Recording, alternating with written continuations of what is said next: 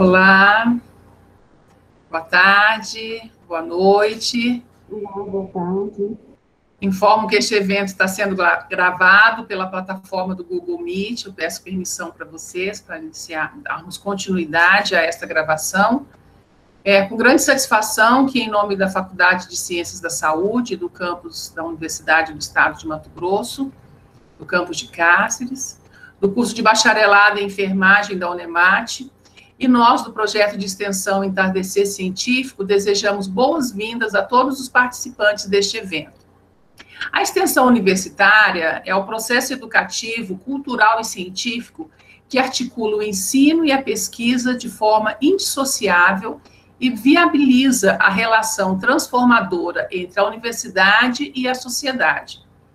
Dessa forma, que contemple as diretrizes nacionais no que se refere à interação dialógica, à interdisciplinaridade e à interprofissionalidade, indissociabilidade entre o ensino, a pesquisa e extensão, o impacto na formação do estudante e também o impacto na transformação social. Hoje estamos realizando o primeiro evento do mês de maio, intitulado Primeiros Socorros relacionados à parada cardiorrespiratória em ambiente de trabalho.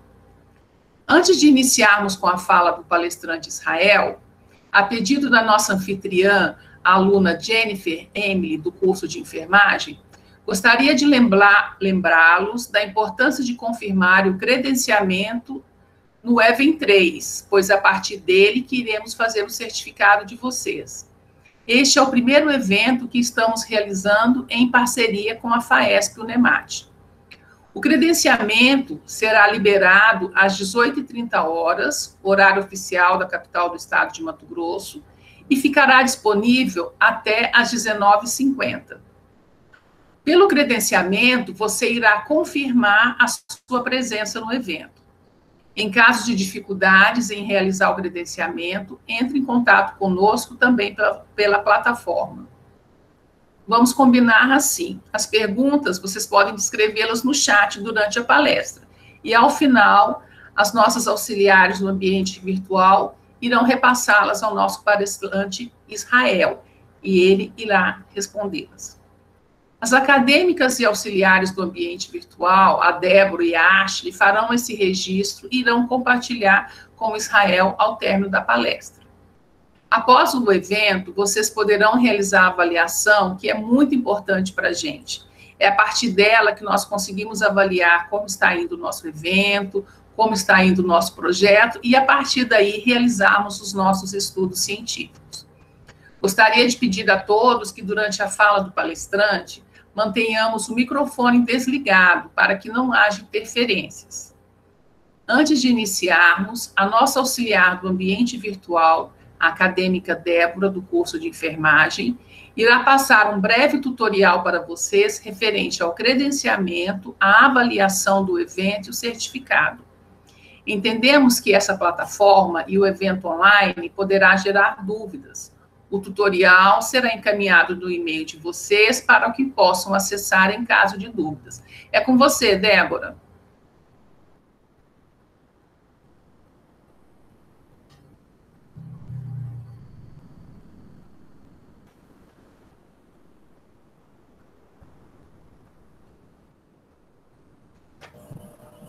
Está abrindo. Olá, gente. Olá. Boa tarde. Boa tarde. Eu sou a acadêmica Débora e eu vou estar passando para vocês o passo a passo de como realizar o credenciamento. Como essa é a nossa primeira parceria com a FAESP, a plataforma de acesso para realizar o credenciamento e avaliação vai ser um pouco diferente. Vocês não vão entrar diretamente pelo web. Vocês vão digitar lá no Google, vocês vão digitar FAESP Unemate ou EVA Unemate, porque se vocês digitarem só FAESP, vai aparecer outras buscas, outras faculdades. Então, vocês vão entrar pela plataforma, vão clicar lá na plataforma da FAESP, que vai estar EVA Unemate, EVA FAESP, e vocês vão fazer o login. O login vocês vão realizar com o e-mail que vocês cadastraram para participarem da palestra, e a senha será a mesma que vocês utilizam no web. Então, para realizar o credenciamento, vocês precisam especificamente entrar pela plataforma. Essa é a diferença do credenciamento. E é importante também lembrar vocês que o credenciamento vocês só vão conseguir fazer quando a gente liberar. Então, a gente vai estar avisando no chat o horário que vamos estar liberando. Aí vocês vão entrar lá em transmissão online, quando vocês digitarem o e-mail e a senha, vão à direita, vai aparecer a parte de credenciamento. Quando tiver liberado, vai aparecer confirmar a presença. Quando vocês confirmar a presença, o credenciamento já vai estar realizado. E a próxima parte é a avaliação do evento. A avaliação também vocês vão conseguir responder só quando nós liberarmos. Então, geralmente vai ser liberada quando encerrar o evento e vocês vão estar podendo fazer a avaliação. Ela vai aparecer, quando for liberada, no cantinho esquerdo da tela do seu computador ou do celular, vai estar escrita avaliação do evento, vocês vão clicar lá, responder e enviar. Assim que todo mundo responder a avaliação e o credenciamento, o certificado vai estar disponível. É muito importante que vocês preencham todas essas partes para receberem o certificado. Obrigada. Ok. Então, obrigado, Débora. Então, em nome da comissão organizadora deste evento, agradecemos a presença de todos vocês. A palestra de hoje tem como tema primeiros socorros relacionados à parada cardiorrespiratória, PCR e ambiente de trabalho. Ela será ministrada pelo palestrante Israel de Souza Marques, que possui graduação em enfermagem e obstetrícia pela Faculdades Integradas de Fernandópolis, pós-graduado em atuação docente em saúde pela Faculdade de Medicina de São José do Rio Preto e atualmente cursando medicina aqui na Universidade do Estado de Mato Grosso do campus de Cáceres. O Israel participou de treinamento de suporte básico de vida e primeiros socorros, promovido pela Educativa Ciência da Saúde e Educação em São José do Rio Preto, em São Paulo. Ele também é membro dos projetos de extensão Impactos do Covid e dos Serviços de Saúde de Cáceres Covid-19. Bom, passamos agora a palavra para o enfermeiro Israel Marques iniciar a sua fala. E, novamente, agradecemos a presença de todos vocês. É com você, Israel. Boa tarde a todos. Muito obrigado, professora. Muito obrigado a todos pelo convite, né? E vamos aí começar. É bem tranquilo, não é muito complexo, tá? A palestra é mais direcionada realmente a um público geral, né? Que na área de saúde a gente cita como público leigo mesmo, tá? Vou colocar aqui.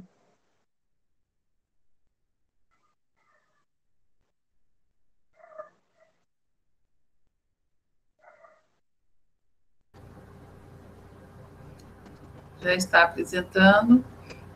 Oh, maravilha. Está todo mundo conseguindo me escutar bem? Sim, o áudio está muito bom. Eu acredito que essa parte de credenciamento o pessoal consiga resolver posteriormente, né, professora? Sim, com certeza. A equipe está trabalhando aí. Fiquem tranquilos aí quanto a isso.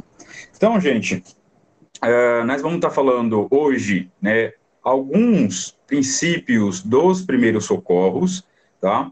E dentro desses primeiros socorros, a gente vai falar um pouquinho do suporte básico de vida, tá? Que também é bem conhecido como BLS, tá? Que é a sigla em inglês mais difundida aí mundialmente. A palestra de hoje, gente, não vou ser eu, Israel, né, que vou estar falando para vocês. Eu estou trazendo aqui, ó, informações da American Heart Association, tá? Que é o maior órgão aí da América, né, da parte ocidental, que coordena todos esses guidelines, né, que são essas sequências, todos esses protocolos, tá, em relação à parada cardiorrespiratória, tá, em relação também à ressuscitação cardiopulmonar. Temos também aqui a Sociedade Brasileira de Cardiologia, que esta daqui entra em concordância com esta, tá? Então, para vocês verem como que esses elos da parte de primeiro socorro são bem integrados, tá? Bem integrados e bem condizentes uns com os outros. Temos também aqui, ó, o European Resuscitation Council, né, que seria o Conselho Europeu sobre Ressuscitação, tá? Eles também vão falar a mesma coisa, a mesma linguagem, tá? Que a American Heart Association, a Sociedade Brasileira de Cardiologia, e também o Conselho Português de Ressuscitação Cardiopulmonar. Tá? Então, nós temos baseado essa palestra em 4 pilares, né, teóricos, práticos aí, né, que fundamentam bem a parte de primeiros socorros. Hoje, nós vamos elucidar essas diretrizes, tá, para assistência do suporte básico, porém, a gente vai falar mais sobre a parada cardiorrespiratória, né, proveniente principalmente dos ambientes de trabalho, tá? E aí a gente vai dar, né, nós vamos estar aí conversando com vocês sobre todas as dicas e o que vocês podem estar fazendo, tá? O foco aqui vai ser para socorrista leigo. Por quê? Porque eu tenho a maioria que aqui não tem a formação ainda, né, em algum curso da área de saúde, tá? Então, nós vamos enfatizar bem, tá, todas essas mudanças que tiveram desde 2010, então o pessoal ainda tem muita confusão em relação a isso, tá? Então, a gente percebe que até órgãos televisivos, né, a mídia mesmo, às vezes passando em novela, passando em algum seriado, algumas coisas que é do protocolo antigo, antes de 2010. E a partir de 2010, a gente já teve uma atualização maravilhosa, né? Aí, em 2015, a gente teve uma outra atualização que deixou mais fácil, né, a parte da ressuscitação cardiopulmonar. E hoje, perto aqui, né, de hoje, 2021, a última atualização a gente teve em 2017. Só que essa atualização de 2017 foi mais voltada para os profissionais da área de saúde. Há um atendimento mais complexo para tentar aí salvar a vida dessa pessoa que necessita aí de auxílio médico. Auxílio médico, auxílio de saúde. Tá? Então, nós vamos estar falando todas essas referências que eu passei lá para vocês. Tá? E nós não vamos poder, por internet, conseguir capacitar vocês.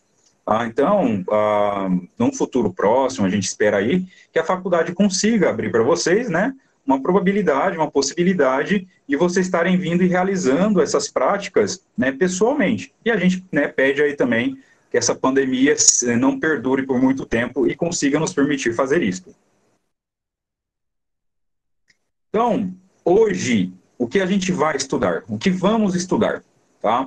Suporte básico de vida, a primeira coisa que a gente tem que fazer é esta avaliação primária. A avaliação primária da cena. Tá? Nós vamos falar muito sobre a segurança do local. Tá joia? Nós vamos também enfatizar muito a parte da sequência do suporte básico de vida, né, no atendimento da parada cardiorrespiratória. Por que que a RCP, a ressuscitação cardiopulmonar, porque o suporte básico de vida, né, aqui voltado para a parada cardiorrespiratória, é tão importante? Tá? Então, todos os casos de emergências, tá, de primeiro socorro, de atendimento de primeiros socorros, vão poder culminar para uma parada cardiorrespiratória. Vou dar um exemplo para vocês. Houve um afogamento.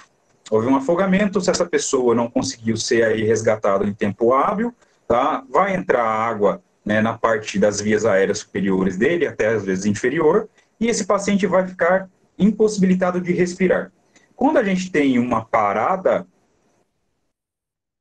respiratória, tá, por volta de 20 até 1 minuto e meio, tá, a gente tem depois, em consequente, a parada cardíaca. Então, o nosso cérebro é muito inteligente. Se os meus pulmões param de respirar, para que o meu coração vai continuar batendo? Porque o coração, ele também precisa de oxigênio. Se eu continuar batendo para poder tentar levar o máximo de oxigênio para o cérebro, o coração vai morrer e aí o corpo não vai conseguir sobreviver. Então o cérebro automaticamente fala, olha, coração, você consome muito oxigênio, e nós não estamos conseguindo ter oxigênio porque estamos com o sistema respiratório parado. Então, vou parar você também. Então, é algo assim, bem mágico, bem construído, entendeu? O cérebro é bem inteligente, o corpo humano é bem inteligente. Se há o contrário, se há uma parada cardiorrespiratória, uma parada cardíaca primeiro, logo por volta de 10 até uns 30 segundos, eu vou ter uma parada respiratória. Porque é a mesma coisa, por mais que o pulmão esteja sendo insuflado, tá, e preenchido com oxigênio, tá, o próprio pulmão não consegue se oxigenar. Ele precisa de mandar o oxigênio lá para o coração e o coração vai mandar, por meio de algumas artérias, tá, esse oxigênio para suprir os tecidos do pulmão. Então, mesma coisa, o cérebro fala, olha, o coração não está batendo o pulmão, então eu vou parar você também. Porque se você continuar funcionando, vai parar, parou de circular sangue em você, logo você vai morrer também. Se você morrer, eu não consigo sobreviver, tá? Então, o afogamento vai poder levar a uma parada respiratória, que vai culminar numa parada cardíaca, uma insolação, tá? Uma simples insolação. Se essa temperatura do corpo dessa vítima não conseguir ficar regulada, entendeu? O próprio metabolismo vai consumir tanto oxigênio, o coração vai ficar sobrecarregado, os pulmões vão ficar sobrecarregados, todo o sistema vai ficar sobrecarregado.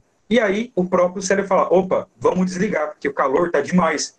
Passou de 41 graus Celsius, tá? Nossas proteínas começam a desnaturar, a gente começa a morrer literalmente, começa a cozinhar. Tá? Então, de novo, por causa de uma insolação, uma vítima pode culminar por uma parada cardíaca e respiratória. Tá joia? Então, uma picada de um animal peçonhento, tá? Uma fratura exposta, por exemplo, ou às vezes uma fratura fechada, que pegue algum grande vaso, tá? Uma artéria femoral, por exemplo, e começa a ter uma hemorragia ali naquele membro, eu perco volume demais, não tem sangue circulante, tá? Meu coração vai parar. Tá? Então, praticamente todos os eventos relacionados aos primeiros socorros podem culminar para uma parada cardiorrespiratória. Por isso que todo o curso acerca de primeiros socorros enfatiza muito, muito mesmo a parada cardiorrespiratória e a ressuscitação cardiopulmonar, tá? Que é o suporte básico de vida. Então vamos lá. A gente vai falar bastante também do atendimento de PCR em pediatria também por público leigo. Tá? Às vezes vocês podem estar no ambiente de trabalho, tá? E pode ter, às vezes, aí, né, um filho de algum funcionário, alguma coisa, e ter um imprevisto. Tá?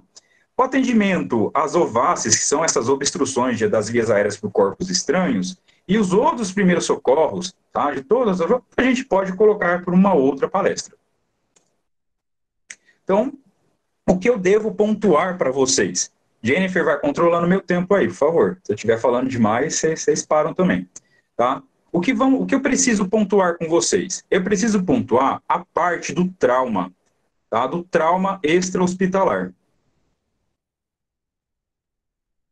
O trauma extra-hospitalar é mais relacionado, gente, a realmente acidentes, tá?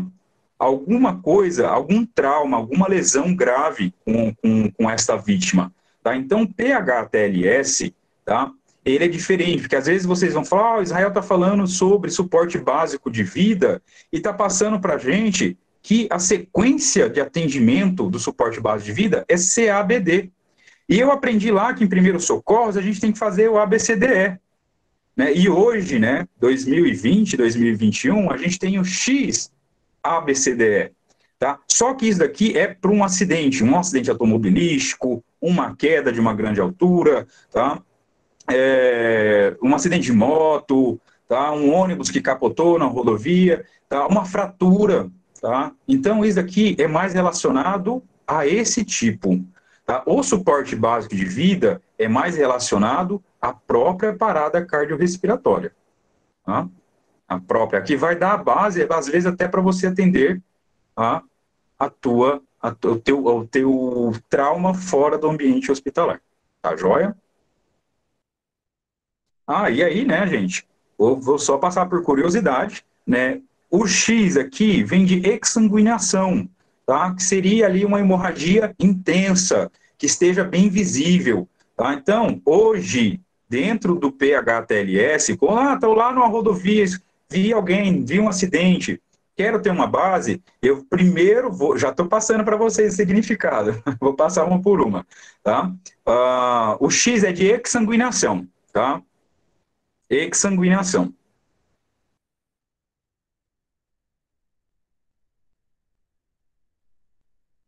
É feio o nome, mas vem o X aqui de X, né? Porque vem do inglês, né? Então, o inglês não coloca a letra E primeiro em frente do X, tá? Então, tem um grande sangramento ali visível. O que adianta eu ver a minha via aérea, eu ir lá fazer a manobra de jaw thrust, jogar o queixo para frente, fazer a manobra de chin lift, levantar, né, esse pescoço, ver se tem órtice, prós, alguma coisa dentro da boca, se o meu paciente, se a minha vítima está tendo uma artéria de grande calibre sangrando, por volta de 2 minutos ela sangrando, ela vai morrer. Então não adianta eu falar, nossa, ela está sem respirar. Se sem respirar, ela consegue sobreviver aí de 3 a 5 minutos. Só que ela sangrando assim, ela vai sobreviver no máximo 2 minutos. Então eu vou, estanco a hemorragia primeiro, para depois entrar, tá, com as vias aéreas. Depois é a boa ventilação, tá? Então eu vou conseguir, além de liberar essas vias aéreas, eu vou conseguir fazer com que o ar penetre dentro dos pulmões. Dentro deste cenário de trauma, tá? A maioria das vezes eu não vou ter um dispositivo bolsa válvula máscara, que a gente conhece como AMBU. Tá? Nós vamos ter praticamente a nossa própria boca. Hoje, numa pandemia aí de Covid, a maioria do pessoal não vai ter aí esse feeling de colocar a própria boca na boca do outro, da vítima, tá? Justamente para se proteger, de não pegar nenhum outro tipo de doença infecto-contagiosa. Tá? Mas a gente tenta aí colocar um tecido, né? Às vezes tem alguns carros que tem algum dispositivo, tipo um cano, tá? Com uma máscarazinha na frente, então tem que ter esse pautar nisso. O C, a gente vai ver a parte da circulação, tá? No A, gente, eu esqueci, dentro do trauma, tem que estabilizar a coluna cervical, tá? Não pode fazer nenhum movimento no paciente antes de estabilizar, tá? O C, a gente vê a circulação, o D é de parte de déficit neurológico, tá? E o E vem de exposição, tá? De ambiente. Tá? Então, a gente vai expor esse paciente, vai expor essa vítima, vai tirar roupas, vai observar se tem alguma outra lesão, se tem algum objeto empalado, né? Se tem um corte, se tem uma fratura exposta, se tem hematomas, tudo a gente vai observar nesse E, tá joia? E aqui, o que vocês têm que se preocupar bastante, tá? Com o CABD, tá? O C vem de compressões, Nós vamos iniciar, então, uma pessoa, uma vítima que esteja ali com suspeita de parada cardiorrespiratória, nós vamos começar primeiro com a parte das compressões. Depois eu vou ensinar vocês como identificar essa vítima, tá? Aí, feito isso, depois que eu fiz um ciclo de compressões, eu vou avaliar as minhas vias aéreas, tá? Seria de airways, tá? Por isso que é A aqui, tá? Vem do inglês também, que é vias aéreas ou meios aéreos, tá? O B é de boa ventilação, boa circulação, tá? Vou garantir que esse paciente está recebendo uma boa ventilação por bolsa, válvula, máscara ou AMBU, tá? E o D aqui, a gente coloca de desfibrilador. Opa!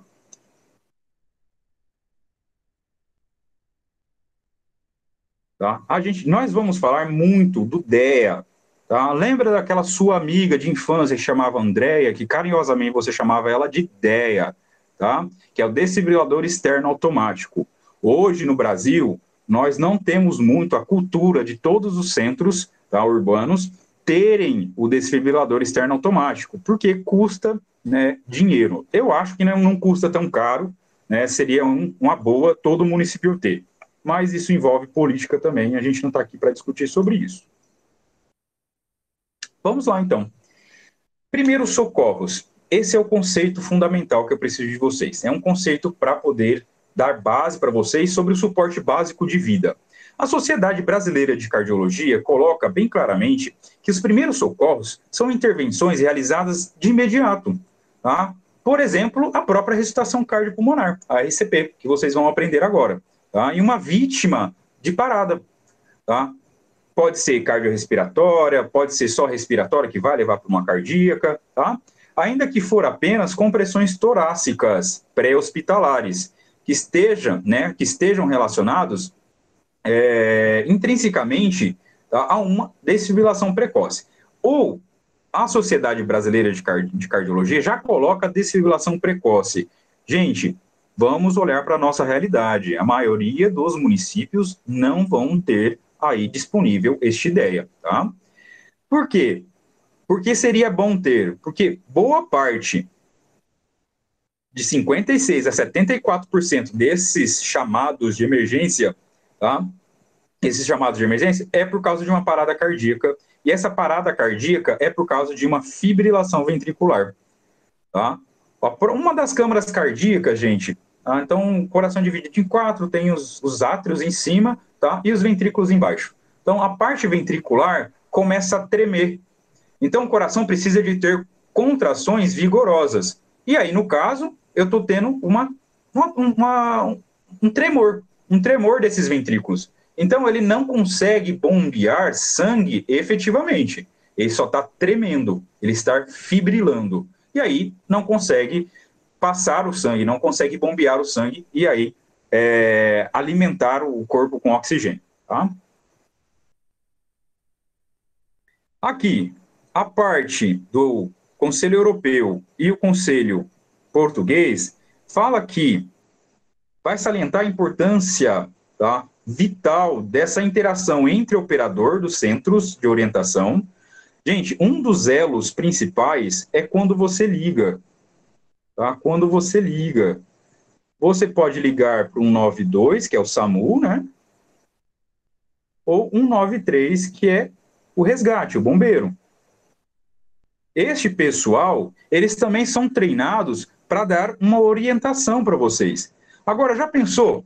Você nunca ouviu falar sobre uma parada cardiorrespiratória, sobre uma ressuscitação cardiopulmonar, e aí o operador lá do SAMU ou do bombeiro está tentando te explicar o que você deve fazer. Isso dificulta muito, por isso a importância de você conseguir ter o treinamento. Tá? O socorrista que executa essa reanimação cardiopulmonar vai ser orientado, né? Esse rápido acesso a um desfibrilador externo automático, tá, vai também ajudar a elevar as chances de você salvar essa vítima. Tá? Uma rápida e coordenada resposta da comunidade, tá? Então vocês aqui estão para comigo como uma comunidade interessada, tá, em se especializar, né, em salvar vidas. Então é fundamental também que consiga aí reunir estes elementos. É a chave para o aumento da taxa de sobrevivência, tá, nas paragens cardiorrespiratórias que ocorram aí fora do hospital. Então, os próprios conselhos internacionais já sabem essa importância da população ser treinada. Tá? E o treinamento não é difícil. Vamos lá. Então, primeiro passo. Tá? O que eu preciso fazer para ser um bom socorrista?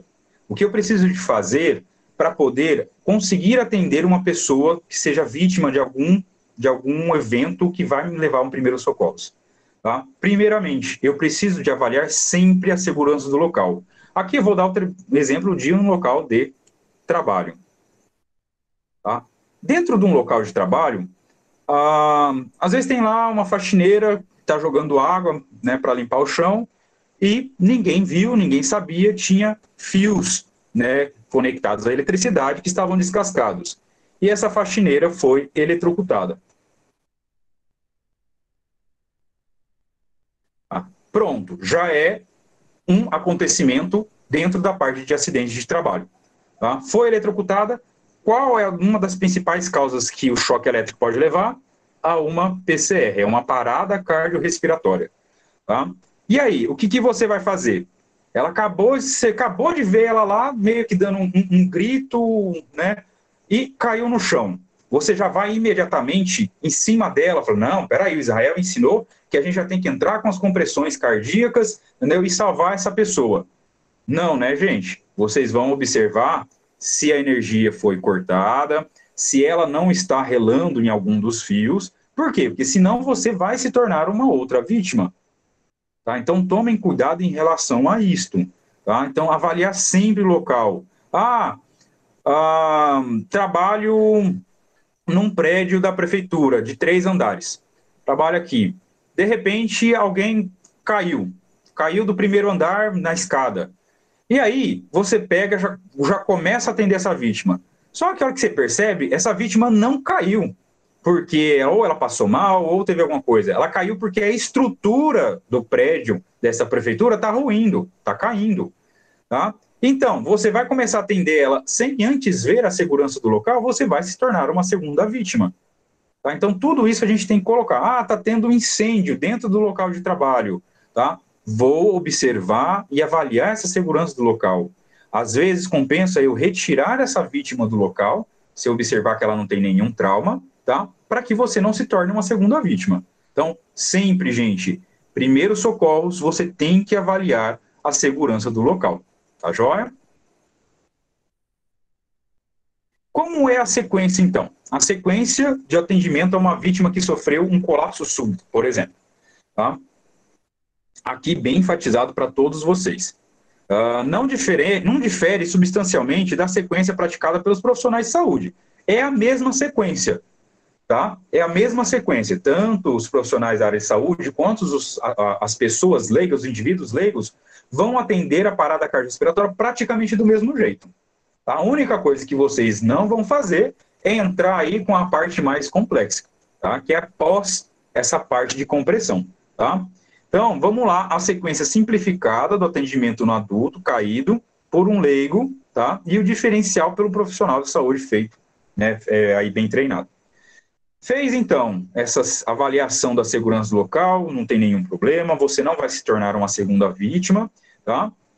Você sempre vai avaliar a responsabilidade. Eu vi a pessoa deitada lá. Eu vou ligar, olha, é do SAMU, eu tô vendo uma pessoa desmaiada aqui, o Israel falou que ela tá com parada cardiorrespiratória porque eu fiz o treinamento. Não, tá? Vocês vão avaliar a responsividade dessa vítima, porque às vezes ela pode estar deitada no chão dormindo, tá? Às vezes ela pode ter tido ali, né, uma síncope, um desmaio simples, deitou no chão, ou estava com medo de ter o desmaio, né, caiu a pressão, ela deitou no chão, tá? Então você vai lá, foca agora no vídeo que eu estou mostrando para vocês, né, na minha imagem. Vocês vão colocar a mão no ombro dessa pessoa, não é para colocar a mão na cabeça, não é para colocar a mão nas costas, nem por debaixo do pescoço, é só a mão no ombro, tá? Um pouquinho mais firme, porque às vezes você faz muito leve, a pessoa às vezes pode ter tomado algum remédio, está dormindo profundamente, mas às vezes ela não responde. Então aperta esse ombro e chacoalha, entendeu? Ei, você está bem? Tá? Então, dá uma chacoalhada um pouquinho vigorosa sem que tire o tronco dela do chão. Tá? Eu vou tentar aqui colocar um dos cursos meus da USP que fala sobre esse atendimento. Vou tentar mostrar para vocês que talvez vocês consigam visualizar melhor. Tá? Então, sempre perguntando para ela se ela está bem. Ela te respondeu, meio que grogue, meio que sonolenta, tá? Gente, respondeu, você não vai desconfiar, em primeira mão, de parada cardiorrespiratória, porque parada cardiorrespiratória te leva a uma inconsciência, tá? Você fica inconsciente, tá? Então, lembrem-se disso. A pessoa respondeu, fala, olha, o que aconteceu com você? Você está bem? Você está deitada no chão? Você vai investigar, como um bom socorrista é.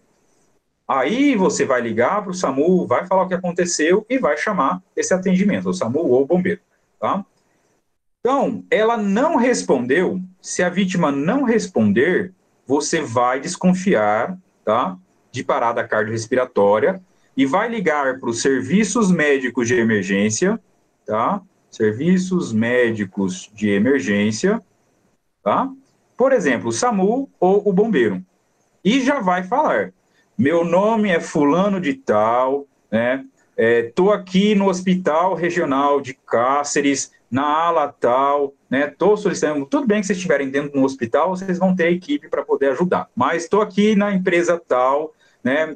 Setor tal, na rua tal, com uma provável parada cardiorrespiratória, tá? Meu nome é nome tal, tal, explica tudo certinho. Vou deixar o celular no Viva Voz para mais informações, enquanto eu faço o primeiro atendimento. O socorrista que está lá atrás da linha vai perguntar para você: senhor, já recebeu treinamento de RCP?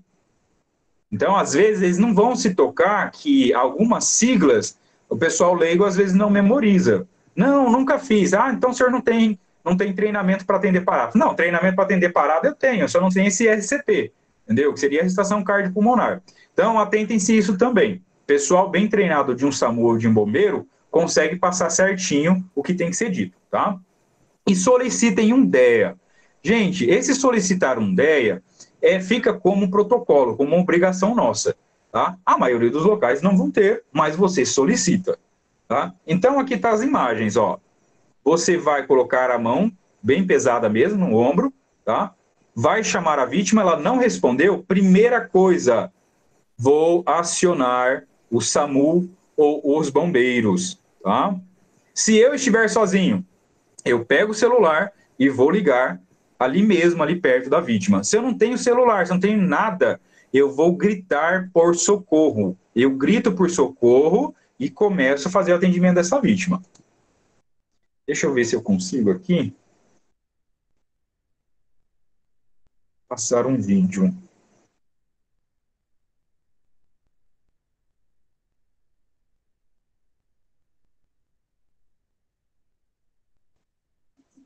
Aqui, eles falam sobre a mudança, né? O duro é se acertar o ponto exato, né, do curso. Aqui está mostrando as compressões. Aqui. Olha lá, vocês vão pegar vigorosamente no ombro dessa pessoa, tá? Óbvio, gente, eu não quero orientar vocês a levantar tanto o tronco, tá? É que o boneco é leve, então ali a instrutora acaba levantando um pouquinho mais, tá?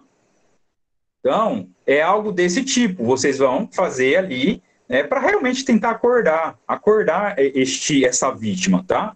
Que às vezes ela pode estar torporosa, e você, mesmo que seja um socorrista leigo, não vai querer passar a vergonha, né, de chamar o SAMU, né, achando que está numa parada cardiorrespiratória e a vítima estava só dormindo, tá? E como nós vamos fazer essas compressões cardíacas? Então, você acabou de identificar um dos diferenciais que eu passo para vocês, tá? O socorrista leigo não tem a obrigatoriedade de checar pulsos centrais, como o pulso carotídeo ou o pulso femoral, tá? Os profissionais da área de saúde, eles já têm mais esse feeling, mais esse treinamento. Só que, gente, vou dar uma dica para vocês, tá? Nem mesmo nós, e já somos profissionais da área de saúde, tá? Segundo a American Heart Association, tá? E os outros conselhos europeus, tá? Os profissionais de saúde também não conseguem ter uma agilidade, esse feeling nessa hora de emergência tão rápido para poder conseguir identificar o pulso carotídeo, tá? Ou às vezes um pulso femoral, em menos de 10 segundos. Tá? Então, às vezes, o paciente caiu, está com o pescoço virado, até você virar o pescoço, sentir e palpar o pulso carotídeo, pode passar desses 10 segundos. Tá? Então, por isso que até às vezes, para o profissional de saúde, a gente foca somente nas compressões. Tá? Então, eu vou me posicionar dessa forma aqui, gente. Eu vou ficar retinho em relação a esta vítima. Tá? Então, de preferência, se eu for uma pessoa alta, eu vou ficar quase que em 90 graus, quase um ângulo reto aqui, ó, tá? Tentar o máximo possível. E eu não vou fazer força, tá? Eu vou esticar os braços e vou colocar, ó, o peso da minha cabeça e do meu tronco sobre o peito, o tórax desse paciente, tá? No tórax do paciente, eu vou colocar, vocês estão vendo aqui no vídeo meu, tá? Essa região hipotenar da mão, tá? Que a gente chama carinhosamente de calcanhar da mão, tá? Então, põe essa parte hipotenar da mão, tá? Bem sobre o externo, que é esse osso que fica bem aqui no meio do peito, tá? Então, vocês vão colocar bem no meio certinho. Às vezes tem uma chave, mais ou menos, tá? Aqui embaixo, esse buraquinho, tá, gente? A gente chama de apêndice tifoide, é o local onde fica o apêndice tifoide. Vocês não precisam de memorizar. Tá? Mas onde tem esse buraquinho, que geralmente a avó e os pais de vocês falam espinhela caída, tá? Vocês vão medir certinho aqui da fúrcula, tá? External, que seria esse buraquinho aqui da saboneteira, tá? e colocar a mão, essa parte da mão, tá? Bem no meio. Bem no meio. Não precisa de jogar para o lado esquerdo. Ah, porque o coração está para o lado esquerdo. Não vou colocar, não. Vou colocar certinho no meio, tá? No meio mesmo do tórax, tá? Vocês estão vendo aqui, ó. Fica bem no meio mesmo do tórax, a parte hipotenar da mão, ó. Bem no meio. Tá? Deixa eu mudar aqui a cor da caneta. Opa. Aqui. Ó, fica bem no meio, tá? Então, é isso que vocês vão fazer. O que sempre pede, sempre, gente, cai muito até às vezes em prova, tá? Às vezes até concurso público, tá? Pede isso daqui, ó. São as compressões. Qual é essa velocidade? Antes de 2010, eu podia fazer 2, 3, 4 por minuto. Não tinha isso no protocolo. Depois de 2010, colocou lá no mínimo 100. Tá? Aí o que, que acontecia? Tinha gente que era muito rápido e fazia 150 em 1 minuto. Isso não dá tempo do coração ter lá a sua complacência, né, ele encher novamente para você apertar ele de novo. Então, a American Heart Society e os outros órgãos viram que a frequência tem que ficar entre 100 a 120 compressões por minuto. Tá? Então, o que vocês vão fazer? Vocês vão colocar lá, né, a parte em cima do coração, do tórax da pessoa, bem na parte external, e vão fazer, ó, 1, 2, 3, 4, 5, 6, 7, 8, 9, 10, 11, 12, 13, 14, 15, 16, até conseguir aí fazer um ciclo de 2 minutos de ressuscitação por parte de compressões. Se fosse dentro do ambiente hospitalar ou se fosse com uma equipe de profissionais de saúde, a gente tem lá as regrinhas, faz 30 compressões para 2 ventilações de resgate, tá? Isso está mais voltado aí para o público, tá? Uma formação mais especializada em saúde. Só que isso daqui já foi provado, salva a vida, tá, gente? Então, a profundidade eles cobram também, gente. Não dá para fazer leve demais, porque se eu fizer leve demais, não vai comprimir o coração, tá? Se eu fizer muito fundo, eu corro o risco de fraturar os arcos costais, fraturar as costelas, tá? Principalmente se a minha vítima for uma pessoa mais idosa, tá? Então, eu tenho que tomar muito cuidado. Por isso que tem que ficar entre 5 e 6 centímetros, tá? Por volta aí de 3 dedos, né, de um adulto aí do sexo masculino e uns 3 dedos e meio um adulto do sexo feminino, tá? E aí, assim que o DEA chegar, o desfibrilador externo automático, você já liga ele e ele mesmo te dá as instruções. Ele fala o que tem que ser feito, né? Você coloca o DEA aqui do lado e ele vai falar, coloque a pá que está escrito esquerdo ou lado esquerdo no lado direito do paciente, perdão, lado direito, no lado direito do paciente. E a pá do lado esquerdo, no lado esquerdo do paciente, bem na região do discord, tá? Que é essa região aqui, ó, na linha M clavicular, bem pertinho mesmo do mamilo ali, tá? Então, vai estar tudo orientado, por isso que fala, desfibrilador externo automático, até se vocês nunca tivessem visto, chega na hora para vocês, ele está todo desenhadinho. Vocês não vão levar aí muito tempo para conseguir colocar nos locais certos, tá? O que eu preciso de passar de uma observação para vocês, que é um diferencial, tá? Afogamento, tá? A parte de PCR por hipóxia, por falta de ar mesmo, que dá a parada respiratória, para depois levar a uma parada cardíaca, como exemplo, afogamento, algum tipo de trauma torácico, às vezes bateu o carro, estava sem cinto, bate o tórax no volante, tá? Overdose por drogas, as drogas vão inibir praticamente, vão deprimir demais o bulbo cerebral, a parte aqui, né, do que faz o controle, né, o centro bulbo pontino, que faz o controle da respiração, tá? E para todas as crianças, o socorrista primeiro deverá realizar 5 ciclos de RCP e depois chamar ajuda se estiver sozinho. Então, gente, ó, lembra que eu falei para vocês? Segurança do local. Chegou, viu uma pessoa cair no chão, vai ver se está seguro para você. Depois, ei, você está bem? A pessoa não te respondeu, já desconfio de parada cardiorrespiratória e já chamo os serviços médicos de emergência, o SAMU, o bombeiro, tá? Ou grito para alguém chamar, tá? Então, é a primeira coisa que eu faço. Se eu estiver sozinho, eu que tenho que providenciar. Agora, nesses casos aqui que eu estou mostrando para vocês, primeiro eu vi a vítima, ei, você, não respondeu, eu já começo. 1, 2, 3, 4, 5, 6, 7, 8, 9, 10, 11, e vou fazendo a compressão, tá, torácica até atingir 2 minutos, tá, que daria os 5 ciclos. Tá? Se você for fazer aqui, a revista, a Sociedade Brasileira de Cardiologia, não coloca certinho, tá, os detalhes. A gente tem aqui, por exemplo, vocês não vão fazer ventilação. Tá? Ele fala de 5 ciclos aqui, ó.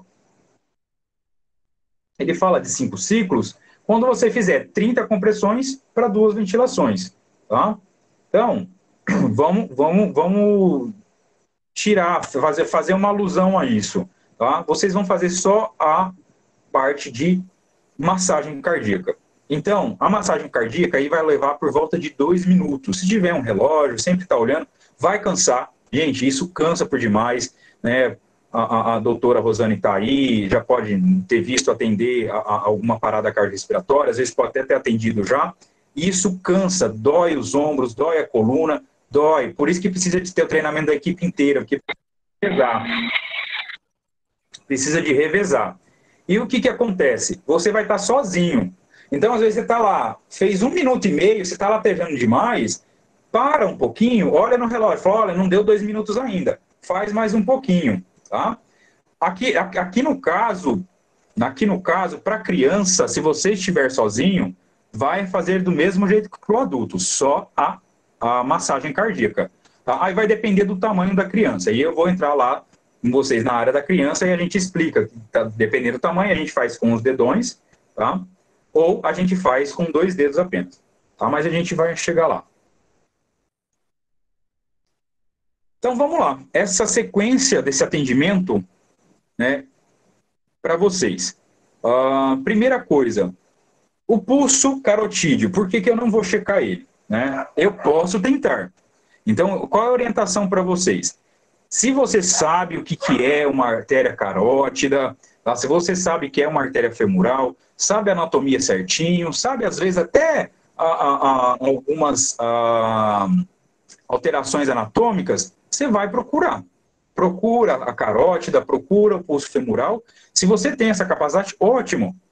Pode fazer sim, que é muito bom. Às vezes vocês verificam em 10 segundos e essa pessoa está com apenas uma parada respiratória. Não está com a parada cardíaca ainda. E aí eu vou entrar, de fato, só com a parte da ventilação, se você tiver um dispositivo, né, boca, válvula, máscara, tá, um ambu, alguma coisa. Tá? Ou se não, se você queira mesmo fazer e colocar em risco a sua vida, não tem problema. Então, feito isso, tá, você pode entrar aí, né, com as compressões e ventilações depois. Ventilações para vocês a gente não indica também, só fica então as compressões. E aqui a gente coloca, ó, a própria Sociedade Brasileira de Cardiologia coloca que a ênfase para o socorrista leigo, são as compressões apenas. Fazer compressões de 100 a 120 compressões por minuto, daria por volta no máximo de 2 compressões por segundo. Tá? Se você está fazendo um pouco mais de 2 compressões por segundo, você está fazendo demais. Está fazendo menos que 1,5 compressão por segundo, está fazendo de menos. Tá? Então, tem que se atentar a isso. O que mais? O tempo seria os 2 minutos, você para, avalia a vítima, se ela ainda estiver em parada cardiorrespiratória, você volta de novo até o SAMU chegar. E esse daqui, gente, é o algoritmo, que é um resumão. É um resumão para poder facilitar para vocês. Então, primeira coisa, eu vou me aproximar da vítima, tá? Somente se o local for seguro. Então, ó, tá dentro da própria, tá, ilustração da Sociedade Brasileira de Cardiologia. Tá? Então, feito isso, você vai falar, ei, você, está bem? A pessoa não respondeu, tá? Você vem por esse caminho. A pessoa te respondeu, você vai conversar, apresentar-se para ela, perguntar se ela está precisando de ajuda, acontecer alguma outra coisa, e ver se vai ser necessário chamar o SAMU ou o bombeiro.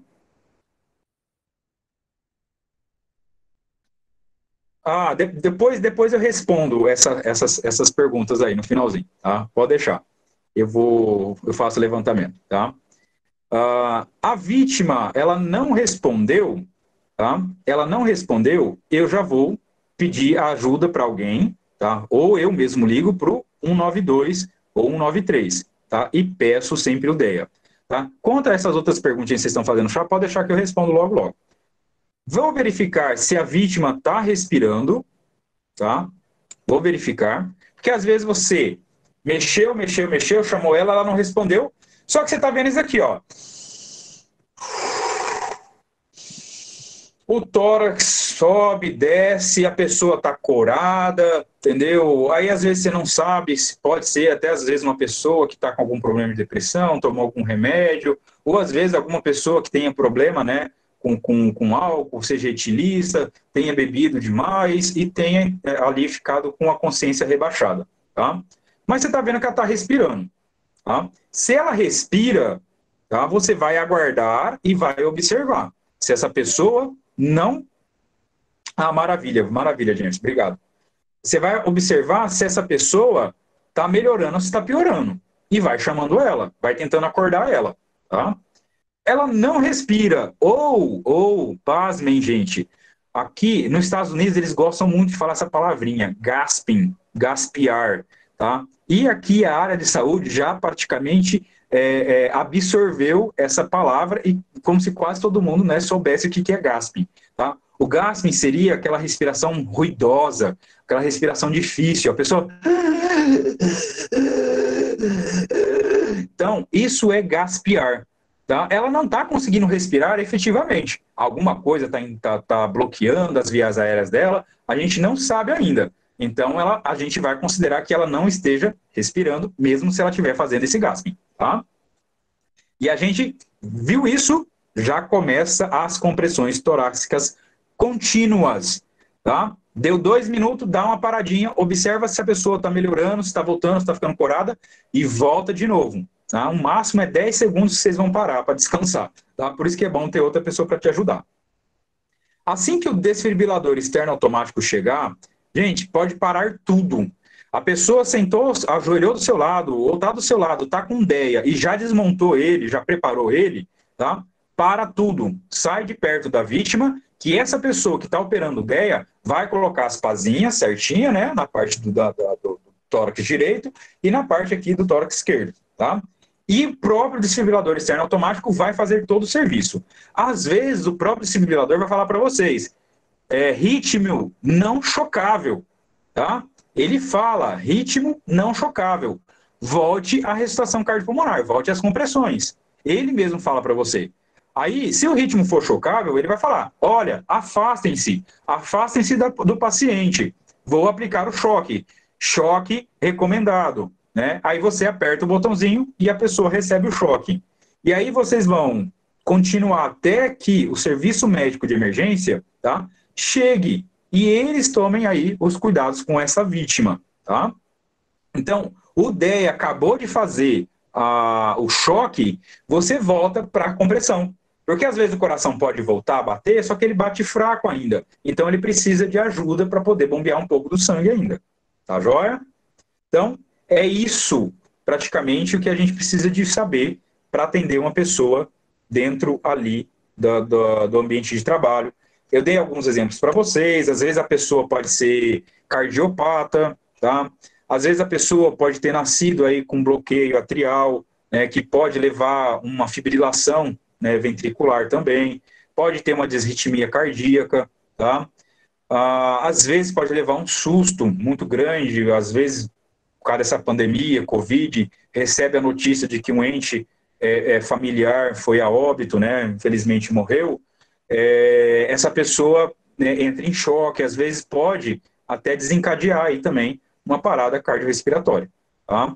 É muito raro? É raro, mas pode, a gente não pode aí menosprezar. Tá?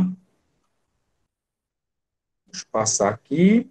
Aqui eu falo um pouquinho das atualizações que teve aqui, a última atualização 2017. Este ano de 2021 vai ter novas atualizações. Nós que somos da área de saúde, nós somos obrigados a fazer o curso novamente. Tá? Então aqui, ó, um quadrinho que são para os profissionais de saúde, mas pode servir para vocês também. vocês não vão estar fazendo aí, tá? A parte de respiração só, tá? Então, o que vocês têm que fazer? Para resumo, uma frequência de 100 a 120, tá? Abaixar esse tórax aí em 5 centímetros, eu coloco um porém de 5 a 6 centímetros, porque se eu falar mínimo de 5, eu posso fazer 10, 15 centímetros, que eu vou estar fazendo o mínimo de 5, só que aí eu quebro, tá? As costelas do paciente, posso perfurar pulmão, posso fazer outras coisas. Então, é de 5 a 6 centímetros.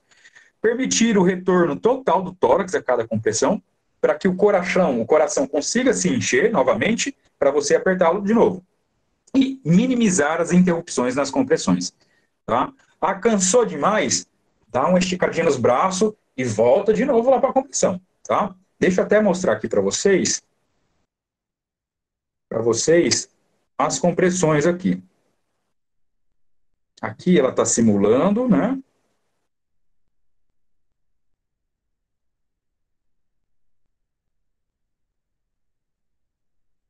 É bem vigorosa, viu, gente? Não assustem, não.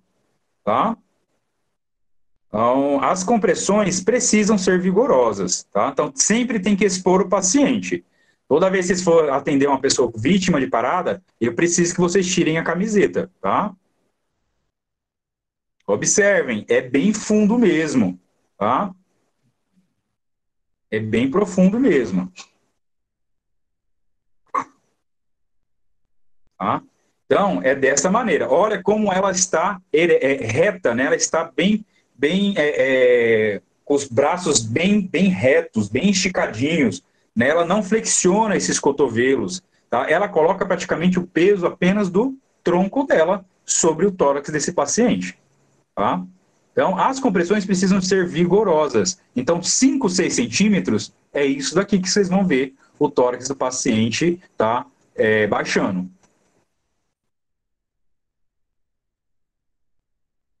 Deixa eu parar aqui e voltar. Vamos lá. Na criança, atendimento à parada cardiorrespiratória em pediatria por público leigo. Jennifer, tem quanto tempo ainda? Nossa, já são 18 e 28. Tem pouco tempo, né? Vamos lá, deixa eu acelerar um pouquinho. Então, gente, praticamente, o que eu vou ter de diferença são os bebês, são os lactentes, tá? Lactente aqui está mamando ainda, tá, gente? Seria aí até um aninho de idade, tá? Então, seria depois dos 28 dias, né? Tá? Antes de 28 dias, a gente chama de neonato, tá? Então, de 28 dias até um ano, tá? Eu vou ter... Pois não, Gabriele? Ah, pois não. Tá? Vai ter o quê? A lactância, né? O lactente. Tá? Então, eu preciso de saber diferenciar. Então, o lactente da criança, que vai ser de 1 ano de idade até a puberdade, tá? Por volta aí dos 12, 13 anos de idade, eu vou considerar ela como criança, tá? Hoje em dia, gente, vocês vão ter que ter um olhar clínico. Às vezes tem um menino ou uma menina de 9, 10 anos de idade que já está grandona, tá? Tem um porte físico grande, eu vou considerar ele como adulto, não vou atender ele como criança, tá? E a única coisa que eu vou fazer de diferente, se essa vítima for um lactente neonato, gente, praticamente é colocar a mão para o alto, porque eu teria que dar um treinamento específico para vocês sobre neonatologia, sobre atendimento em neonato. Tá? Geralmente até nós, que somos da área de saúde, a gente apanha bastante para conseguir fazer a gestação, fazer todos os parâmetros certinho e fazer uma criança, tá? um neonato voltar. Tá? Então vamos considerar aí lactente até aí os 12 anos de idade. Tá? Então eu preciso de ver o tamanho. Essa criança aqui, por exemplo, eu consigo pegar as minhas mãos e envolver ela. Eu coloco essas partes aqui debaixo das costas, ponho os 2 polegares bem na parte do externo dela, bem no meio mesmo, e eu faço isso mesmo, igual a professora está mostrando, tá? Então, faz, e a compressão também é vigorosa. Porém, só vai mudar, para quem perguntou, só vai mudar a profundidade. No neonato, eu faço 4 centímetros, tá? Não faço de 5 a 6, eu faço 4, e lá eles colocam exatamente 4. É difícil, mas você vai vendo. Como o tórax de um neonato, de um lactente, tá? É mais maleável, é mais fácil de você massagear. Então, se você apertar muito, gente, você vai causar danos aos órgãos internos, tá? Então, vamos lá. Como eu devo fazer? Eu já vou passar para vocês a parte do algoritmo já, para resumir, tá? E essa aula aqui, se vocês quiserem, pessoal do evento, pode disponibilizar, não tem problema, tá? Eu disponibilizo ela para todos vocês, tá? Aqui, o que a gente vai fazer? Mesma coisa, segue a avaliação do local, a segurança do local. Vou checar a responsabilidade. Gente, bebê, se você mexer com ele demais, ele começa a chorar. Se ele não chora, ele não está responsivo. Ele não está responsivo, você vai começar, tá, pedindo ajuda para o 92. Aqui, ele coloca para fazer o 92. Se você estiver sozinho, lembra daquela observação da Sociedade Brasileira de Cardiologia. Se você estiver sozinho, você faz primeiro um ciclo de 2 minutos de massagem cardíaca. Gente, e se o bebê dá para você colocar na mão, pega o bebê mesmo, vai massageando, porque dá para conseguir colocar na mão e ir massageando, e ir gritando por ajuda, até conseguir alguém que te ajuda. Você minimiza, tá, o tempo aí. Aqui, gente, pede para a gente verificar o pulso em menos de 10 segundos, tá? Se o bebê não responde, você não vê o bebê respirando, você já vai, tá, deduzir que ele está em parada cardiorrespiratória. Para vocês que não são da área de saúde, eu não recomendo isso daqui, tá? Porque o próprio algoritmo da Sociedade Brasileira de Cardiologia não coloca também isso, tá? Então, você vai já iniciar. Gente, na criança, por mais que ela tenha Covid, eu creio que todos vocês vão fazer uma ventilação boca a boca nessa criança, tá? Depois eu explico também.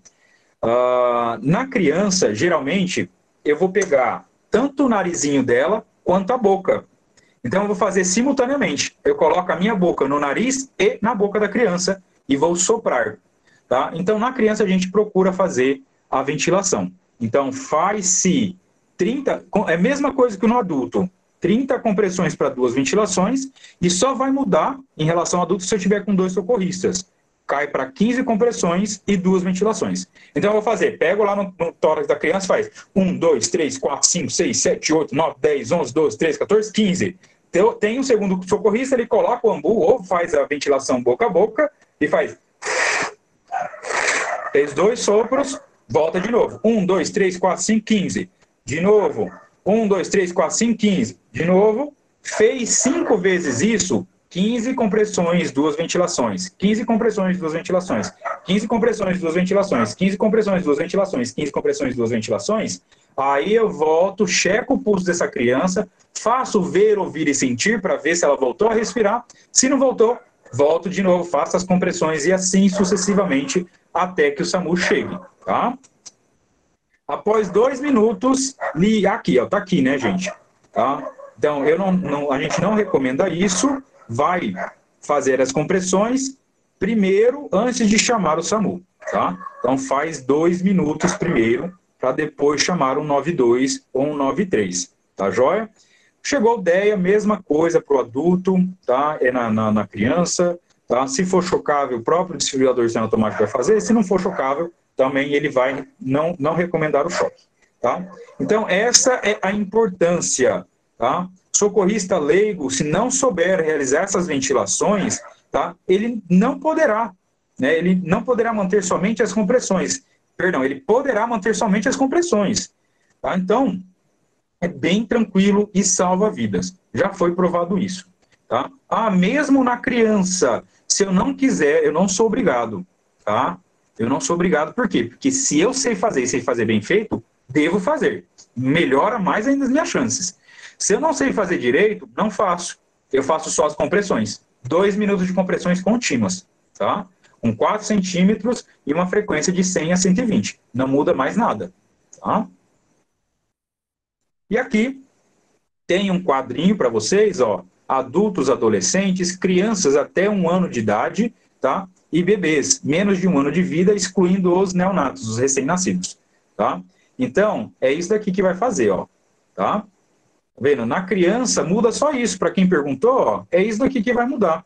colapso presenciado, tá? Colapso não presenciado, tá? Um socorrista, 2 socorristas, as compressões são as mesmas, tá? E só muda aí a profundidade, tá? Que é a profundidade aqui, ó, na criança, por volta de 4 centímetros e no adulto de 5 a 6 centímetros. Tá? Então, isso daqui tudo eu posso disponibilizar depois para vocês. Tá? E este é o elo que a gente sempre mostra para vocês. Tá? E a gente faz bastante treinamento. Aí, ó, socorrista leigo, tá? Vai reconhecer e acionar, tá? Vai já iniciar de imediato a ressuscitação cardiopulmonar, vai torcer para que tenha um desfibrilador externo automático, tá? E depois isso fica na mão dos profissionais de saúde. Tá? Então, era isso que eu tinha que passar por base, tinha umas questõezinhas aqui, mas daí é só para um treinamento, né, um dia que tenha mais tempo para a gente. Joia, muito obrigada aí, Israel. Quando você comentou isso, eu já fiz ressuscitação, já assim, né, quando a gente está na profissão, e assim, como deixa marcas na gente, né, tanto positivas, quando a gente vê que você participa, né, eu só participei do ambiente hospitalar, você participa num momento de parada cardiorrespiratória e o paciente volta, né, isso é muito bom, né, é um alívio que a gente sente, mas, por outro lado, é muito ruim, né, quando o médico fala, olha, não tem mais jeito, né, então, assim, foi muito legal aí você tá passando essa informação para a gente, enquanto leigo, né, e a gente viu aqui, né, tivemos 50 pessoas ativas aqui participando, foi uma transmissão, assim, de conhecimentos muito bom, obrigada mesmo. Eu que agradeço. Tá joia. O espaço para responder as perguntas, depois vocês me avisam, né? Eu vou passar então para as auxiliares aí do ambiente virtual. Nós temos perguntas, meninas? Olá, professora. Sim, nós temos algumas perguntinhas. Eu vou estar passando para o Israel agora. A Gabriele perguntou: existe algum perigo em tomar a dianteira e realizar a RCP sem nenhum treinamento? Maravilha, ótima pergunta. Sim, né, se você não recebeu nenhum treinamento, né, e tenha alguém ali que tenha tido treinamento, melhor deixar para essa pessoa, por mais que ela esteja insegura. Você deve aí, né, como uma boa socorrista, incentivar com que essa pessoa ajude. Eu tenho alguma noção, faz. É melhor você fazer, mesmo que você não tenha tido um bom treinamento, é melhor você fazer, tá? Desde que você tenha pelo menos um pouco de noção. Às vezes foi um acidente automobilístico, né? Eu vou lá, pego, levanto o paciente, faço isso daqui com ele, pronto, ele tinha lesão raquimedular. Essa pessoa nunca mais vai andar. Você pode ter salvado a vida dela, mas ela vai ficar tetraplégica pro resto da vida. Tá? Então, esses os poréns que a gente tem que pontuar. Se eu não sei fazer, e eu acho que, né, não tem nenhuma noção, eu acho que vou prejudicar, então é melhor não. Melhor chamar o SAMU, melhor chamar o resgate e receber as orientações deles. Tá? Então, você poderia tomar a iniciativa nesse sentido, Gabriele. Tá? Liga, pede as orientações. Fala, não, eu sou socorrista leigo, nunca fiz treinamento, me orienta. E aí sim, tá? Você pode prestar esse atendimento. A Jane Kelly perguntou: em caso de afogamento, a abordagem é a mesma? Como vocês viram lá, acho que no terceiro ou quarto slide, né? A gente tem aquele trechinho aqui no canto, né? Do slide, que seria aqui, mais aqui. Fica ali no cantinho. Tá? Que seria parte das paradas cardiorrespiratórias por hipóxia, né? Então, a gente viu hipóxia por afogamento, hipóxia aí, por drogas, né? Por algum tipo de entorpecente, tá? Então, esse tipo de parada cardiorrespiratória por hipóxia, né? Como no afogamento, vai ter a diferenciação do quê? De que você primeiro vai realizar os ciclos de massagem, né, fazer lá os 5 ciclos ou os 2 minutos, tá? No caso do socorrista leigo vai fazer só a massagem cardíaca, tá? As compressões torácicas, fez 2 minutos, aí que ele vai chamar o SAMU. É a única coisa que diferencia, tá joia? A Adriana perguntou: compressões torácicas é o mesmo que compressões cardíacas? Sim. Compressões torácicas, compressões cardíacas. Às vezes o termo compressões cardíacas, às vezes o pessoal que tem mais experiência, que já trabalhou numa área, né, num grande centro de emergência, e que o médico faz uma incisão aqui no espaço de Traube, tá? Ele faz uma incisão, cabe, entra-se uma mão, e aí de fato ele faz uma massagem cardíaca, tá? Mas assim, é a mesma coisa, né? A gente só faria essa alusão para um grande centro. Mas massagem cardíaca e compressões torácicas estão valendo, são sinônimos aí, para nós, que estamos leigos. Ela também perguntou: em caso de demora do atendimento especializado com DEA, qual seria o tempo máximo para compressões? Até quanto tempo pode ser eficiente? Maravilha, maravilha. Eu costumo falar isso bastante também, né? Então é assim, hoje, se eu parar de respirar aqui agora, eu vou aguentar ficar consciente no máximo uns 3 minutos, né? Tudo bem que tem os seus recordistas lá, mas eu, ser humano normal, no máximo que eu vou conseguir é 3 minutinhos, tá? Vai dar uma hipóxia, né? Meu nível de gás carbônico vai subir bastante, meu centro bulbopontino vai pegar e falar, opa, tem muito gás carbônico, corta. Vamos parar, vamos desmaiar esse corpo, vamos entrar em síncope para poder economizar oxigênio, porque está acontecendo alguma coisa de errado, tá? 3 minutos, eu perco a consciência.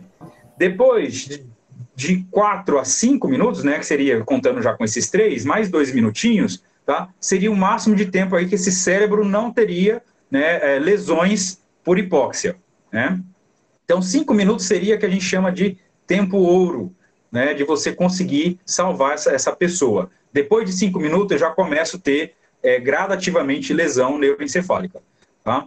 Mas, quando eu uso as compressões torácicas, tá? O que acontece? Praticamente a gente tem 6 litros de sangue, 6 litros de sangue corporal. Vamos supor que desses 6 litros, 3 foram oxigenados no nosso pulmão. Então, eu tenho 3 litros de sangue oxigenados que estão parados. Então, o que acontece? A hora que eu começo a fazer a ressuscitação cardiopulmonar com as compressões torácicas, eu estou empurrando de pouquinho em pouquinho esses 3 litros restantes. Então, eu vou conseguir ainda alimentar o cérebro com oxigênio até uns 15 minutos.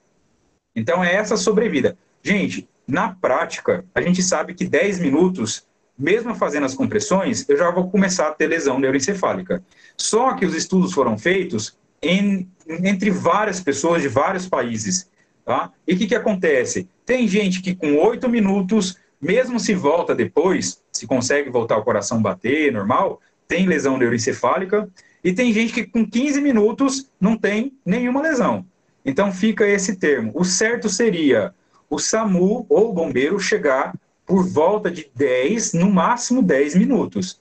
A gente espera até os 15 minutos. Deu 15 minutos, não chegou o SAMU, não chegou ninguém, provavelmente essa pessoa vai ter uma lesão neuroencefálica muito grande ou, de fato, ela vai vir a óbito.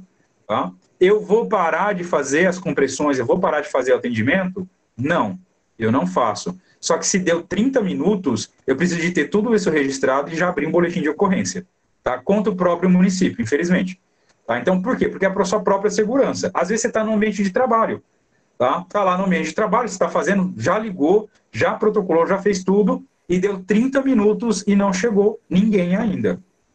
Então, você precisa depois de abrir um boletim de ocorrência. Então, 30 minutos é o tempo que eu não vi nenhuma literatura, peço perdão para vocês, posso pesquisar depois, ver se tem literatura que dê sim base para a gente, tá? Mas 30 minutos seria o máximo que você faria ali, entendeu? De ressuscitação cardiopulmonar nessa pessoa, tá? E aí depois já abriria um boletim de ocorrência para se resguardar, tá? Ah, de nada.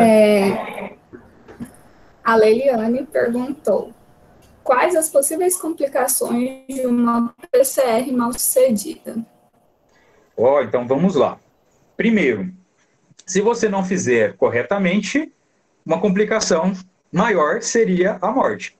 Né? Então, infelizmente, a complicação que a gente não quer é que o paciente, a vítima, morra. Tá?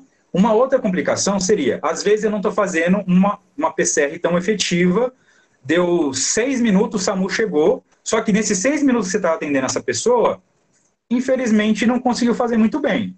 Pode ser que essa pessoa depois volte com problema na fala, com problema na movimentação, alguma parte do cérebro que faltou oxigênio chegou a ter isquemia e necrose, tá, de neurônios.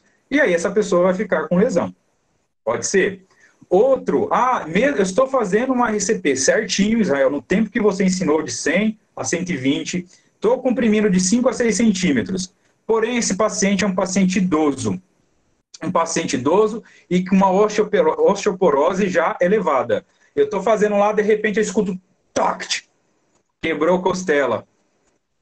Posso ter isso como complicação da PCR. Não que ela tenha sido mal feita. Às vezes eu não sei as condições desse meu paciente, mas pode sim. Tá? Eu não fiz massagem cardíaca que chegou a quebrar costelas, arcos costais.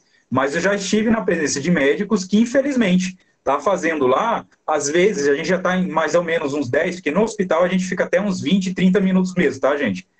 Tá fazendo adrenalina, tá fazendo adenosina, tá fazendo todas as outras medicações de vasoativa e não traz o paciente, não traz o paciente. Às vezes o médico está cansado, às vezes o enfermeiro está cansado e põe peso demais. E você escuta um toct, tá? Uma costela sendo rompida.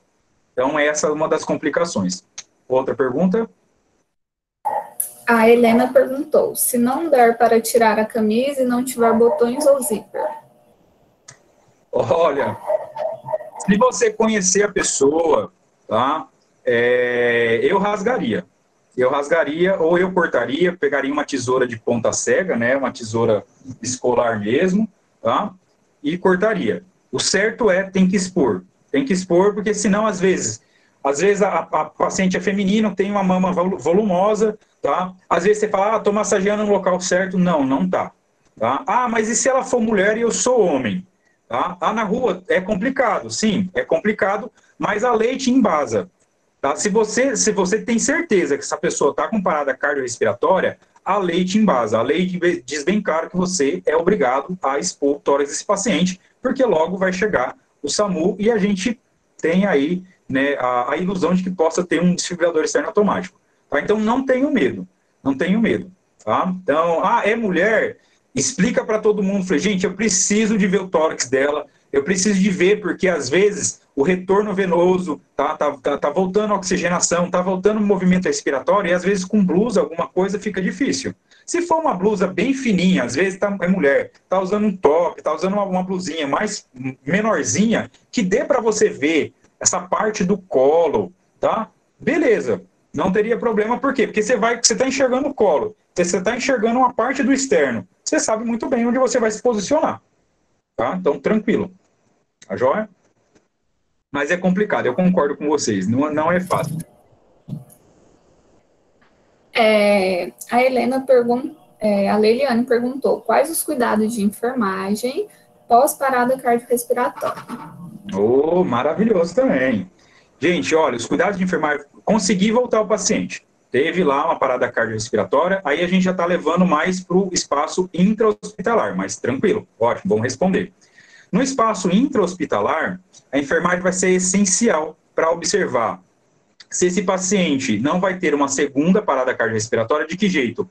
Pelo monitoramento. Então, a enfermagem da equipe de emergência é essencial. Não é só o médico, tá? A equipe tem que ser muito boa, tá joia? Então, às vezes, né, doutora Rosane, os enfermeiros são melhores do que os médicos para atender emergência, tá? Por quê? Porque nós investimos muito mais em fazer curso, em fazer aperfeiçoamento. Não desmerecendo. Graças a Deus, essa nova leva de médicos que estão se formando muito bem. Graças a Deus, nós temos que agradecer bastante. Mas eu e a professora Rosane já trabalhamos com médicos que são antigos, que às vezes não faziam cursos, não se especializavam, tá? Então, não desmerecendo também, mas voltando aqui, a enfermagem é essencial. Então, a enfermagem vai fazer a monitorização, vai colocar todas as partes, né, da parte do ECG certinho, vai colocar nos focos certinho, tá? Vai funcionar um acesso venoso de grande calibre, de preferência 2, vai manter esse paciente em venóclise, tá? Que seria aí, né, correndo o soro, correndo as drogas vasoativas que o médico prescreveu, tá? Vai observar se esse paciente, as mucosas, se ele está hidratado, se ele está corado, tá? Porque tudo isso é avaliação. E também o débito urinário. Tá? Então, a enfermagem é essencial. Se não tem débito urinário, tá? Alguma coisa grave está acontecendo com esse paciente. Então, a enfermagem vai avisar também, vai pegar, vai alertar o médico e vai falar, olha, esse paciente é um paciente que está agravando. Vão dar uma atenção melhor a ele. O que mais? O que mais, professora? Você pode ajudar de lembrar também? A mudança de decúbito é essencial também, né, doutora? Laboratório, né, Israel, chamar, eu lembro que uma das atividades que a gente faz é chamar o laboratório para vir colher a parte... Para vir colher o sangue, perfeito. Para vir pedir gasometria. A enfermagem também faz a punção arterial para poder fazer coleta de sangue arterial para gasometria arterial, que é essencial na parada cardiorrespiratória também. Enfermagem instala o capnógrafo é o que vai captar a quantidade de CO2 expelida por este paciente, tá? Para a gente saber se está havendo troca gasosa, tá? A mudança de decúbito, às vezes a gente levou ali 1 hora e meia com esse paciente em decúbito dorsal, né? A gente está fazendo a restação, de repente passou-se 2 horas, o paciente está em decúbito dorsal ainda, o paciente já está estável, já está estabilizado, e eu preciso de fazer uma mudança de decúbito, tanto do lado direito quanto do lado esquerdo, né, ali proteger. Higiene no leito, né, porque às vezes é sangue, ali suja tudo, aí se cortou a roupa do paciente, tem que depois vestir a roupa, tudo isso é cuidado de enfermagem. Tudo. Enfermeiro ali, olha, enfermagem ali é essencial para manter a organização, o fluxo de todo o ambiente da parte de emergência. Praticamente, mesmo nós que estamos na parte da medicina, a gente fala a casinha dos enfermeiros, entendeu? É a casa de vocês, entendeu? É o ambiente onde vocês, praticamente, vocês vão ser, graças a Deus, na parte da emergência eu nunca fui desrespeitado por nenhum médico, só numa cidadezinha pequena, eu não tenho nem que falar, porque realmente eu era um médico já de 65 anos de idade, entendeu? Não estava fazendo certo e eu acho que eu estava nervoso e fui cobrar ele que fizesse o certo, e aí não deu certo. Aí deu tudo errado, no caso. Tá? Mas assim, venhamos e convenhamos, a emergência é o local onde vocês vão ser muito, mas muito respeitados. Muito. Deveria ser em todos os locais. Não é o que a gente vê na realidade. Mas lembre-se, enfermeiro de emergência, ele é extremamente respeitado porque ele põe ordem. Tá? Uma emergência regida por um bom enfermeiro dificilmente falha. Dificilmente falha. E nós, médicos, nós temos orgulho de trabalhar com enfermeiros de emergência que, né, organizam certinho, fazem o trabalho certinho. Em reanimação cardiorrespiratória, deve seguir a CABD? Sim. Tá? Essa ressuscitação cardiopulmonar ou reanimação cardiorrespiratória, tá? A gente vai seguir primeiro com compressões, tá? Então o foco é compressões. Tá? Isso dá até um nó na cabeça do pessoal, porque sempre era ABCD, né? Vias aéreas primeiro, fazer uma boa ventilação, né? Entrar, fazer a boca, válvula, máscara, ou bolsa, válvula, máscara, para depois entrar as compressões. Não, hoje é o contrário. Hoje você inicia as compressões primeiro, depois que identificou a parada, para depois ventilar.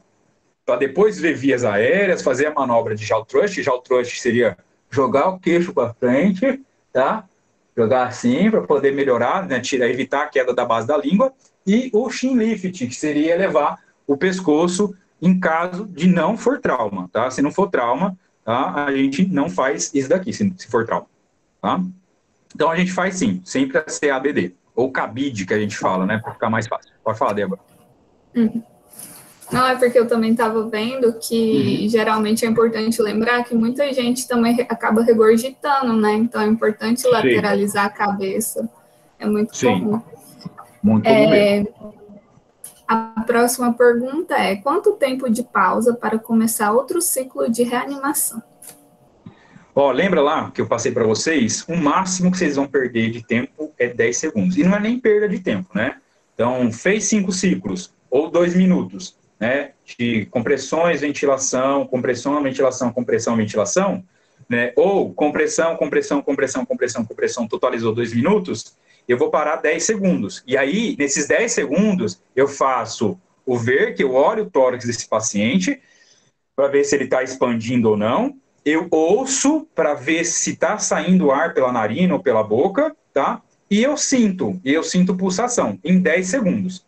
Então, faço ver, ouvir e sentir. Fiz o ver, ouvir e sentir em 10 segundos, beleza, voltou a pulsação, esse paciente está respirando, salvou ele, ótimo. Graças a Deus, o SAMU chega e já leva ele já com vida pro hospital. Tá? Não voltou, você começa de novo todo o ciclo. 2 minutos só de compressões ou 5 ciclos de 30 para duas ventilações. Beleza? Beleza. Quantas pessoas fazem a reanimação? Quanto mais pessoas tiverem capacitadas ali no entorno, melhor. Tá? Cansa. Então, vocês vão estar... Se vocês estiverem sozinhos, vocês vão sofrer bastante. Vocês vão ficar desesperados. O estresse, a adrenalina sobe bastante. Tá? E isso gera bastante ácido lático nesses músculos, principalmente daqui da região do dorso. Tá? Sofre bastante mesmo. Então, o máximo de pessoas que tiver ali para poder te ajudar, para poder fazer esse revezamento, melhor é, Débora, melhor é. Sim. E a nossa última pergunta é, mas tem outros sinais para sabermos efetivamente que se trata de um PCR? Por exemplo, a pessoa fica com os lábios roxos mesmo, mão no peito, agitação, medo de iniciar uma reanimação sem saber... não, a pessoa tem medo de realizar uma reanimação. Eu entendi. Sim, então, para um paciente, para uma vítima, começar a ter cianose perilabial, tá? Cianose periorbicular ou cianose de extremidades, esse paciente tem que estar oxigenando muito pouco mesmo, né? Muito pouco. Então, eu posso deduzir que esse paciente está tendo algum problema de troca gasosa, às vezes ele nem precisa de ter uma parada cardíaca ainda. Eu posso deduzir que ele pode estar tendo uma embolia, posso deduzir outras coisas. Mas se a pessoa perdeu a consciência, se ela tiver já cianótica, significa que já é mais grave ainda. Então ela perdeu a consciência por causa da parada cardiorrespiratória e está apresentando cianose perolabial, cianose de extremidades, significa que já tem bastante tempo que esse oxigênio dessas extremidades, né, já foram consumidas. Tá? Então, já seria um sinal que você fala, nossa, é um sinal além de que eu tenho que fazer a ressuscitação cardiopulmonar. Tá? O paciente está desmaiado. Está desmaiado, eu fiz, né, chacoalhei lá o ombro dele, ei, você, ele não me respondeu. Eu não estou vendo movimento respiratório, mas eu não sei verificar pulso carotídeo. Vou iniciar a ressuscitação cardiopulmonar? Vou iniciar. Porque aqui o algoritmo de todos esses órgãos, American Heart Association, todos os outros, dá para vocês o direito de já iniciar a ressuscitação cardiopulmonar. Mas o paciente não estava com parada cardiorrespiratória. Era um paciente que desmaiou e teve uma apneia. Gente, você começou a fazer a massagem nele, isso daqui dói. E de repente ele não era uma pessoa para ser massageado, ele vai acordar, ele vai bater na sua mão, ele vai ficar agitado, entendeu? Ele ficou agitado, aí você tenta ver o que está acontecendo, se ele está conseguindo respirar ou não. Se ele não estiver conseguindo respirar, aí você dá uma olhada para ver se ele tem obstrução de vias aéreas, se você vai ter que fazer uma Heimlich, né? Lembra da Heimlich, que é colocar a mão aqui, né, abaixo do apêndice tifoide, com o dedo voltado, para poder ver se consegue desengasgar a pessoa. Aí você vai entrar em outros primeiros socorros. Tá? Mas ótimo. Se você não tem certeza, você pode começar, não tem problema nenhum. Se era uma pessoa que não era para ter uma massagem cardíaca, não era para ter uma compressão torácica, entendeu? Ela vai te dar um alerta. Ela não está inconsciente. Se ela não está inconsciente, aí você deduz. Falou, opa, peraí, alguma coisa tem de errado, vou investigar. E outra, gente, se ela está sem respirar, lembra, está sem respirar, mas está consciente ainda, não vai dar 1 minuto, ela vai ter a parada cardíaca. Então, um está relacionado com o outro, infelizmente. E tem uma perguntinha que apareceu aqui agora, que fala, quando tira o colar cervical? Quando que tira? Olha, então vamos imaginar que foi um evento traumático, vamos imaginar, um acidente, alguma coisa. E aí, eu não tenho ainda o colar cervical, não tenho. Então, vou te dar uma dica de como atender essa pessoa. Precisa estar em duas, tá? Uma pessoa vai segurar a cabeça dessa pessoa mantendo retinho e vai dar uma tracionada de leve. Não é para fazer igual o Wolverine, não, para poder puxar com muita força e tentar arrancar a cabeça, tá? É uma puxada de leve, mas firme. Mantém essa cabeça firme, sendo puxada, tá? E aí, a pessoa faz toda a parte, né, da massagem torácica, da compressão torácica, tá? Pode abrir o queixo, pode jogar o queixo para frente para poder desobstruir vias aéreas. E se eu for lateralizar essa pessoa no trauma, eu vou lateralizar ela em bloco também. Aí eu preciso de 3. Uma segurando nos joelhos, outra segurando na pelve e outra segurando cabeça e pegar o ombro. E vou contar 1, 2, 3 e giro ela todo de uma vez. Para quê? Para ver se está com vômito, alguma coisa, né? Às vezes tem prótese dentro da boca desse paciente, e você precisa que pela gravidade ela caia, ela saia, tá? Pode fazer desse jeito também. Chegou o SAMU, colocou o colar cervical. Colocou o colar cervical, a gente vai continuar a gestação, vai fazer ali, né, o BLS e, de preferência, se vier um médico ou um enfermeiro muito bem treinado, a gente pega e já inicia o ATLS já dentro da ambulância mesmo. Chegou no hospital, Débora, a gente vai fazer exame de fotodiagnóstico, tá? Exame de imagem, um raio-x, por exemplo. Faz-se um raio-x, entendeu? Da parte da coluna cervical. Tá? Dá uma incidência um pouquinho mais de radiação, as vértebras vão sair bem mais marcadas, faz uma incidência antero, né, posterior, tá? Vai sair a coluna bem certinha lá no filme de raio-x. Se não tiver lesão nenhuma, tranquilo, eu posso tirar esse colar cervical, tá joia? Mas só mesmo depois de fazer um exame de imagem, tá? Então tá, gente, todas as perguntas foram respondidas, nós estamos encerrando o nosso momento de perguntas e encerrando também dando... Vou compartilhar, e depois o pessoal aí vê uma forma, às vezes por e-mail de vocês, eu mando lá o e-mail para Jennifer e ela disponibiliza a aula para vocês, tá joia? Joia. Isso. Obrigada, Débora. Obrigada a todos que participaram. Então, dando continuidade aqui, Israel, foi muito bom, então, escutar você e essa questão de você ter relacionado também com a enfermagem. Eu sempre passo nas minhas aulas de liderança, né, que o sucesso de um resultado bom, quando você faz essa prática, né, de uma parada cardiorrespiratória, é depois a conversa entre a equipe, né? Então, ver os pontos fortes, o que deu legal, o que não deu, o que pode ser feito da próxima vez, né? Então, a enfermagem acaba, isso que você falou, né, que a enfermagem sempre está fazendo, porque a gente também tem que ter esse feedback, né? E eu sempre passo isso para os meus alunos. Mas muito legal, muito obrigada, Israel, por a sua participação no nosso projeto de extensão. Muito obrigada. Queria agradecer também ao Israel por ter aceitado o convite, agradecer também ao pessoal que está aqui nos assistindo. Qualquer dúvida, mande lá no nosso e-mail do projeto. A gente enviou tudo certinho por e-mail para vocês, sobre o tutorial de como mexer com credenciamento. Qualquer coisa a gente vai ficar aqui, depois que encerrar tudo. Alguém quiser tirar alguma dúvida? Tá joia. Obrigada, Jennifer. Então, a pedido da nossa anfitriã, a gente pede, então, para que vocês possam abrir a câmera, para que a gente possa dar um print.